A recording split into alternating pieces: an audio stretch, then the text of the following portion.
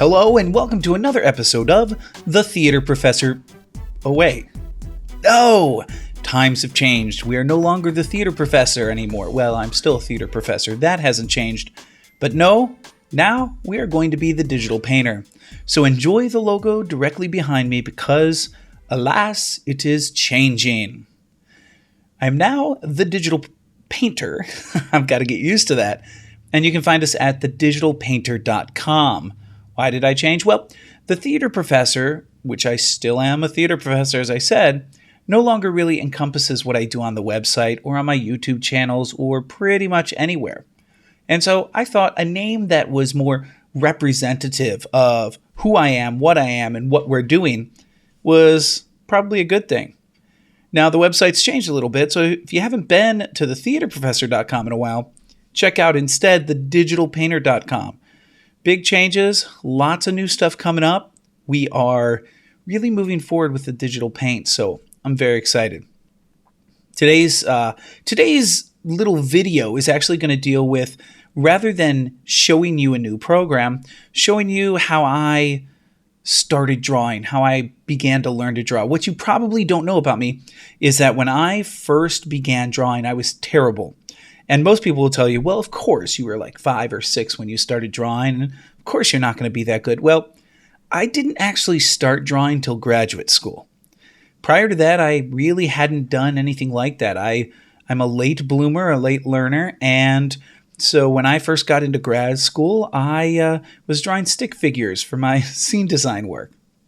I luckily had a wonderful professor who unfortunately has passed on, Larry Koshansky, and he taught me how to draw. And so what I'm going to be doing in some of my videos as we move forward is not only sharing with you the new apps that are available or the new programs that are available or going through other programs that you may have questions with, but I'm also going to be looking at actual drawing skills. Now, I'm still not the best drawer. I consider myself very proficient in my profession as a scene designer, costume designer, lighting designer, and can draw fairly well for those types of things. But as you've probably seen on some of my previous videos, I am not the best drawer when it comes to, say, the human form. So we're going to do a little bit of learning together as we move forward, and we're going to explore our artistic side. So I'm glad that you're with me. I'm glad that you're joining, and I'm looking forward to more on the Digital Painter. Now, let's jump over. Today, what we're going to be doing is we're going to be looking at some Corel Painter stuff. I'm going to show you kind of how I begin my drawings in Corel Painter. And usually when I'm working in Corel Painter, it's just quick sketches. I have yet to do a finished piece in Corel Painter because I'm usually using ArtRage or PaintStorm Studio for my finished pieces. But I wanted to kind of walk you through what I do to kind of warm up, because one of the most important things when it comes to sketching or drawing, creating a piece, is the warm up. And I oftentimes need to do a lot of warm up because it gets me into the swing of things. So let's reduce my size because I am entirely too big right now. And there we go. I look much better down in this lower left-hand corner. Okay, the first thing I'm going to do is grab my tablet here. I'm going to bring it up on my desk. Grab my pen, which is right here. And now I have my tools.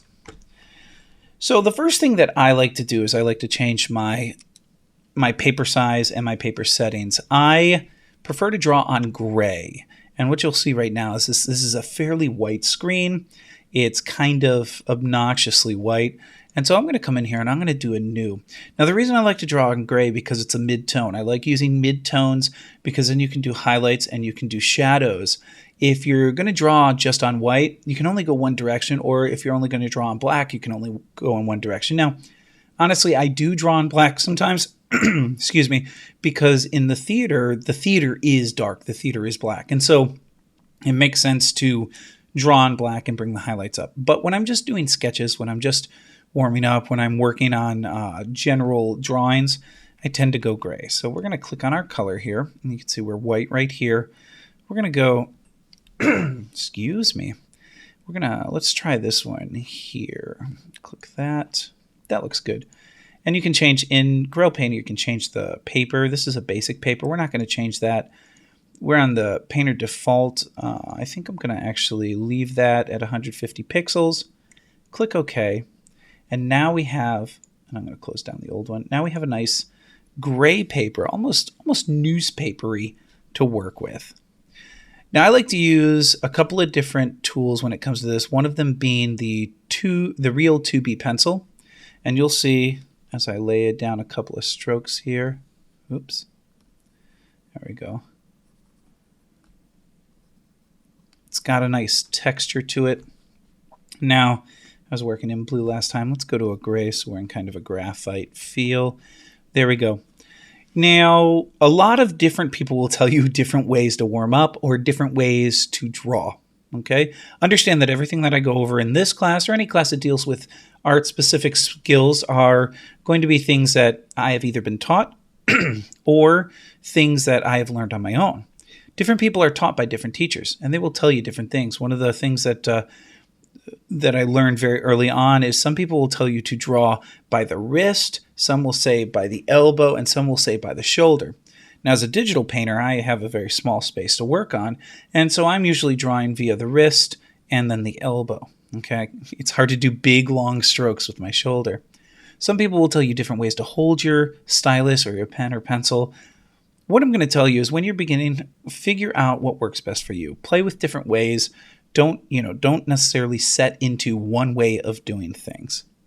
So let's see here. So right now, for example, this is just my wrist work, and then this is more of my moving via my elbow. Okay. When I warm up, I draw a lot of straight lines. I'm terrible at straight lines.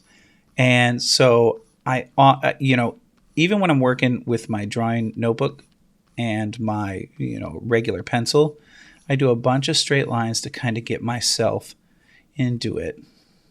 Now, the great thing about this stylus and Wacom tablet that I use is that if you tilt it, you get those nice shading looks. But that's also sometimes a detriment because if I'm just trying to do straight lines, you can see my straight lines are, they're okay. Now, one of the things that I learned is the slower you draw a line, the better chance that you're going to have of it being squiggly. So if I do this versus this, okay, you can see the difference. So if you're just starting out, just be aware of that. The other thing that I like to draw is I like to draw circles. I've never been good at circles. As you can see, I tend to create eggs, and I go different ways with my circles. I was actually pretty impressed when I was in school. My professor could draw almost a perfect circle every time. He could take a paintbrush or a pencil or a color pencil, and I was always so amazed at his circles. Now, the reason I work on circles and lines is because if you can do circles and lines, you can draw almost anything. Because, for example, some of the basic forms that you're going to use include things like cylinders or cones or spheres. And all of that is made out of circles and lines. So, for example, if we look at a cylinder, that's what I'm talking about. My straight lines ain't straight. And then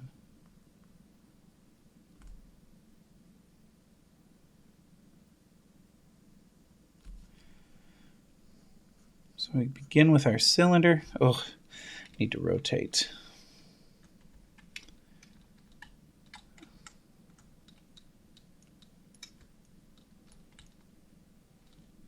Come in on this area. Turn my touch on. I oftentimes turn my touch off. That's the other great thing about Corel Painter. Not every program allows you to rotate your paper. And I like to be able to rotate my paper. So what we have here is circles and lines. Okay, even the bottom is a circle, at least half of a circle. Okay, and what can you use with a cylinder like this is pretty much your arms of people, your legs of people. Okay, all of that is cylinder based. Now, obviously, you're not going to finish at cylinder, because if you did, you'd have some sort of tin can human. But, if you make this longer, you've got the beginning of an arm. So if we were to come in here, for example, say, and do a long, thin cylinder,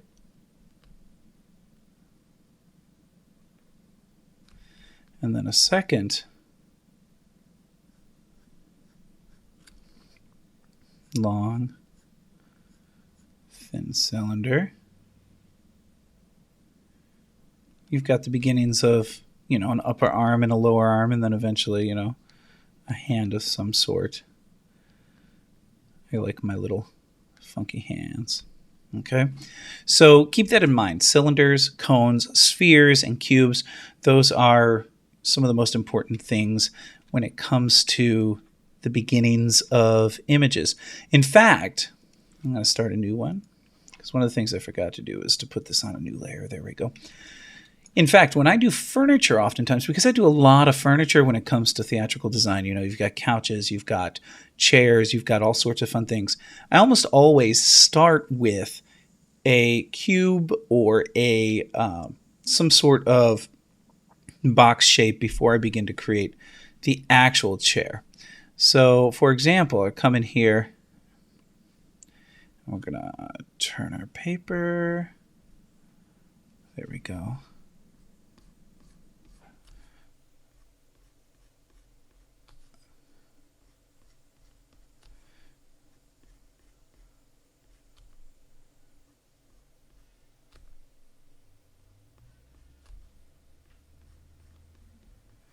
So this is our cube. And then within the cube, and again, I'll do another layer. We'll take our first layer down. Within our cube, we can then start to visualize our chair. So, chair probably has some sort of seat. And I always like to give chairs thickness.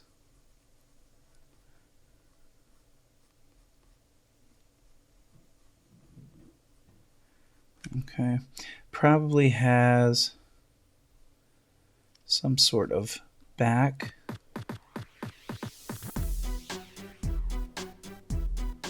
And again, this is all warm up for me. It allows me to kind of feel around. I don't like how that came out. I'm so particular with furniture because I stare at it and draw it so often. Let's do...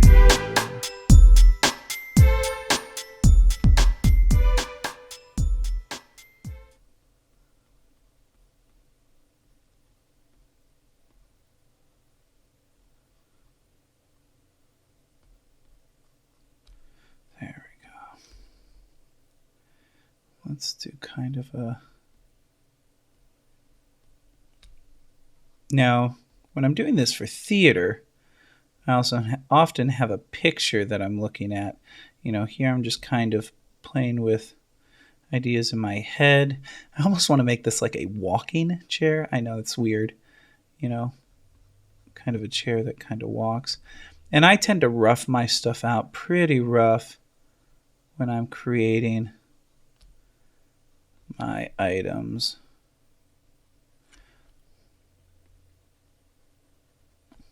Back in, add a little bit of a cushion.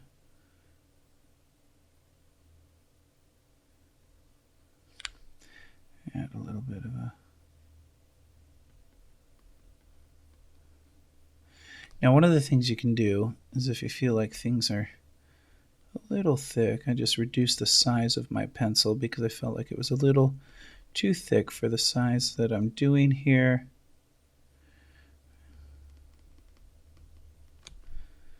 Let's make these arms a little thicker.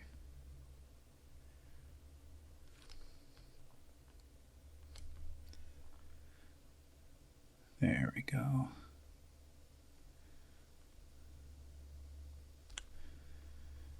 Now, one of the things is you're not going to see me do a lot of speed paintings, and when I do, they're just, they're probably just things I'm having fun with because I feel like I want to talk through everything. So if you're looking for speed paintings, there's some really good speed painters online, but you'll have to kind of do searches for them because that's what I do. I tend to, if I'm looking for just kind of enjoyment, I'll sit and watch some speed painters. Okay, and again, all of this came about starting with my box. So I'm going to bring my box back up. So it's sitting within the box. I'm going to turn it off. Maybe not. There we go. Okay, and that's how I begin almost all of my objects, whether it's buildings or furniture or, anything. If it's something that I haven't drawn before, because sometimes when you've drawn something before, you don't really need all of that build up. But for somebody like me who's I'll admit I'm not a natural artist. You have some people who are very much natural artists who could do this without even trying. They sit there and they're like, this is real easy. I am not a natural artist. I am a taught artist is what I like to consider myself, because I was taught how to draw. I was taught how to create and bring alive these pieces so that I can use them in my design work. I want to do a mouth here. Here's my grumpy chair. So you find these little tricks to make yourself better. Now, obviously, this would not be my finished piece. What I'd probably end up doing is I'd probably end up going over this piece. But again, this is just kind of a warm-up. So I'm sitting here and I'm like, okay, that's good. And then I'd go in and I'd do another piece, whether it is another furniture piece or maybe a building or maybe something that has some perspective to it, maybe a small cityscape. And if I zoom out a little bit, you can start to see that chair begins to take shape. And maybe, once that's done, and the great thing about digital work is you can put things on different layers. Once that's done, and I'm actually going to adjust it because I don't like, this is one of the great things, you see in speed painting, they will grab things, people will grab things and adjust them, but you never know,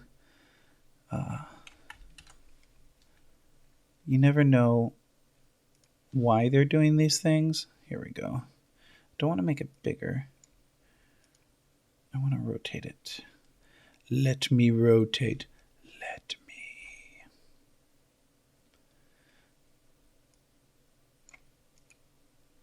Or maybe not. That'll make it bigger or smaller. I don't want to do that.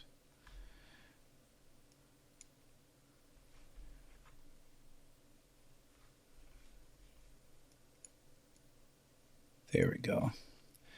All right, so let's not do that. We want to rotate. There's got to be a way to rotate. See, Corel Painter, I don't do a lot of this type of editing because I'm usually just sketching. But I figured I'd continue on here, and I'm not going to figure it out right now. So I'm not going to bore you guys with me sitting here trying to figure out exactly what I'm doing. Quick note, if you ever want to deselect something, Control D on a Windows machine quickly deselects the item. Come over here. Maybe turn this around a little bit. Maybe and the B button switches to brush.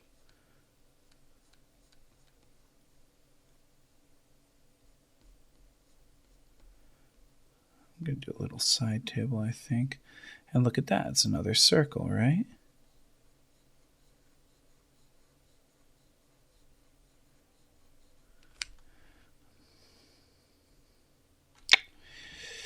Not flat enough. So come in here. Again, being on different layers, I can erase the table and not worry about if I'm going to end up accidentally erasing the chair.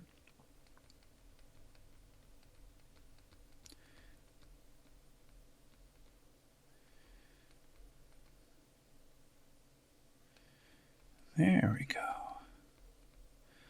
Give it a little bit of thickness. Turn it sideways. Come in. Now, one of the things I tell my students when I'm teaching them how to draw is work at a distance, which I'm not doing right now. But that's because I already knew exactly what I was doing. I knew exactly what I wanted to accomplish here. So I'm in a little tighter than what I allow my students.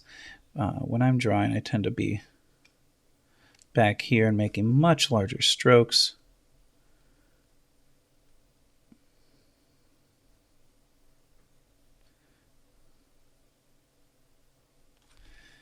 And we're going to turn the paper. And again, I love the ability to turn the paper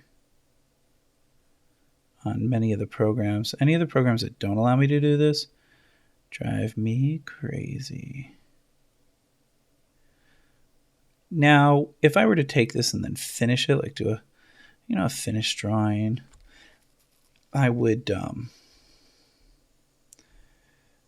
probably do a lot more zooming in and out to really kind of define my lines. But again, this is just a warm-up.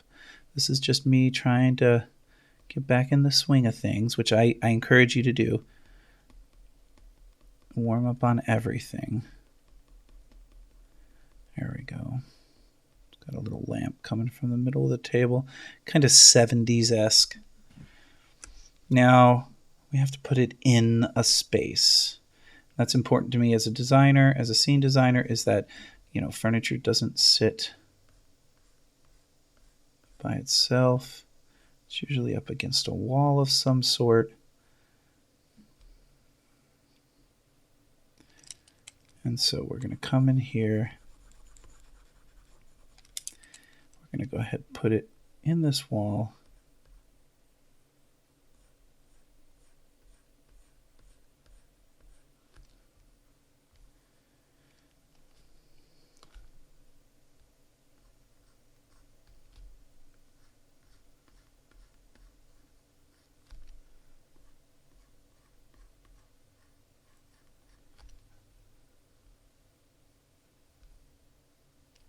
And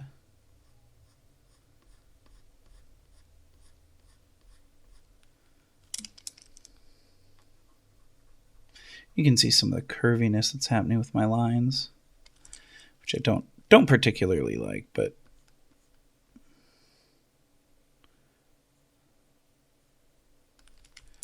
there we go. Now we have it located somewhere, which again, to me is kind of important. If it's not located somewhere, it doesn't make sense to me. Maybe put a clock right here. Hey, look, it's another circle.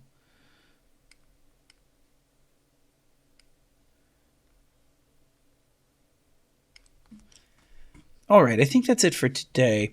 So what we talked a little bit about, kind of a recap, is warming yourself up, getting yourself warmed up when you're working on whatever drawing, even if you're going back into the middle of a painting. So for example, I've done all this and maybe then I'll open up something that I've been working on and move back into it. But to get yourself warmed up, loosened up, I suggest anybody that's doing art to do that constantly. Okay. Remember the thing, and we're going to go into this next time I talk about art-related skills, is the boxes, the cones, the spheres, and how those are used to create images. Okay. So my name is Terry Dana Jakimiak II. I'm now the digital painter rather than the theater professor. And I look forward to, the videos that I've got planned over the next couple of weeks and couple of months, and hope to see that you guys are picking up a little bit from what I'm creating. Thanks a lot, and I'll see you guys next time.